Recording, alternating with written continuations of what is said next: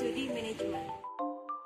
Secara etimologis, moral berasal dari bahasa Yunani, yakni mos yang memiliki bentuk jamak mores, yang artinya tata cara atau adat istiadat. Sedangkan menurut KBBI, moral adalah baik buruk yang diterima umum mengenai sikap, perbuatan, kewajiban, dan sebagainya. Moral sendiri merupakan cara hidup seseorang untuk bersifat kooperatif dalam berkelompok. Selanjutnya, menurut tokoh Immanuel Kant, moral adalah sesuatu urusan keyakinan serta sikap batin dan tidak saja hal sebatas penyesuaian dengan sejumlah aturan dari luar. Entah tersebut aturan berupa hukum negara, hukum agama, atau hukum adat istiadat. Moral sendiri terbagi ke dalam 4 jenis. Yang pertama, moral objektif. Yang kedua, moral subjektif. Yang ketiga, moral intrinsik. Yang keempat, moral ekstrinsik. Yang pertama, moral objektif.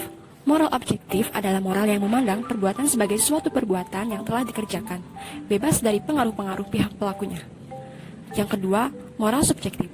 Moral subjektif adalah moral yang memandang perbuatan sebagai perbuatan yang dipengaruhi oleh pengertian dan persetujuan si pelaku sebagai individu yang dalam hal ini dipengaruhi oleh latar belakang, kondisi pendidikan, dan sifat pribadi. Yang ketiga, moral intrinsik. Moral intrinsik adalah moral yang memandang perbuatan menurut hakikatnya bebas dari setiap bentuk hukum positif. Yang keempat, moral ekstrinsik. Moral ekstrinsik adalah moral yang memandang perbuatan sebagai sesuatu yang diperintahkan atau dilarang oleh seseorang yang berkuasa atau hukum positif, baik dari manusia maupun dari Tuhan.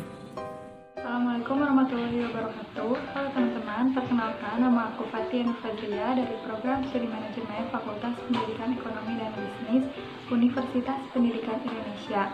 Nah, di sini aku bakal menjelaskan mengenai kaitan antara moral dengan Pancasila.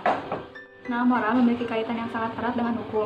Begitu pula dengan Pancasila yang merupakan sumber dari segala hukum. Jadi keduanya memiliki hubungan yang erat sehingga moral harus selalu berlandaskan dengan Pancasila. Dengan kata lain, tolak ukur baik atau buruknya, salah atau benarnya suatu tindakan manusia dalam berbangsa dan bernegara harus selalu sesuai dengan sila-sila yang ada di dalam Pancasila. Nah, selain itu, Pancasila sebagai moral bangsa juga sangat diperlukan karena Pancasila memiliki fungsi yang meliputi keharmonisan hubungan sosial, menjamin kebahagiaan jasmani dan rohani sebagai motivasi untuk selalu berbuat kebaikan dan kebajikan dalam setiap tindakan manusia yang berlandaskan moral dan memberikan wawasan tentang masa depan. Nah, sekian info yang dapat saya berikan mengenai kaitan antara moral dengan Pancasila. Terima kasih. Hai, aku Rizka Maria dengan NIM 200500, Manajemen UPI 2020. Indonesia memang terkenal dengan masyarakatnya yang ramah ketika bertemu langsung. Namun ketika dalam media online, Indonesia terkenal dengan sikap yang tidak sopannya. Moral Indonesia semakin menurun di media sosial. Hal ini tertutur dalam data Digital Civility Index, di mana DCI ini mengukur tingkat kesopanan Indonesia.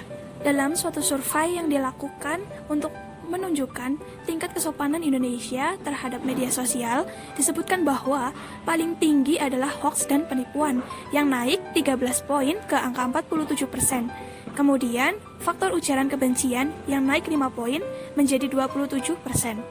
Dan ketiga adalah diskriminasi sebesar 13% yang turun sebanyak 2 poin dibanding tahun lalu. Kemunduran tingkat kesopanan paling banyak didorong pengguna usia dewasa dengan presentasi 68%.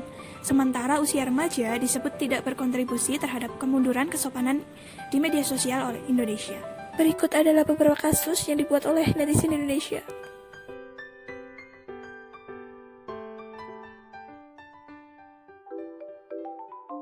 Fenomena merosotnya etika dan moral generasi bangsa Indonesia di media sosial tak dapat disepelekan.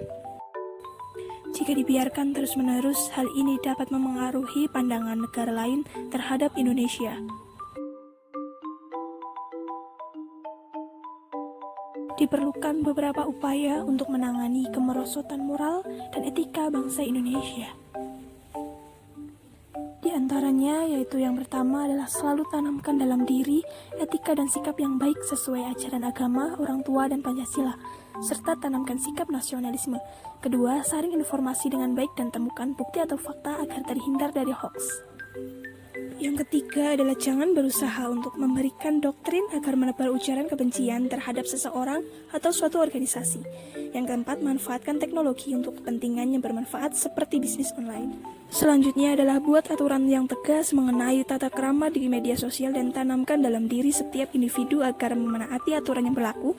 Yang keenam, selalu ingat jati diri sebagai warga negara Indonesia yang terkenal akan keramahannya.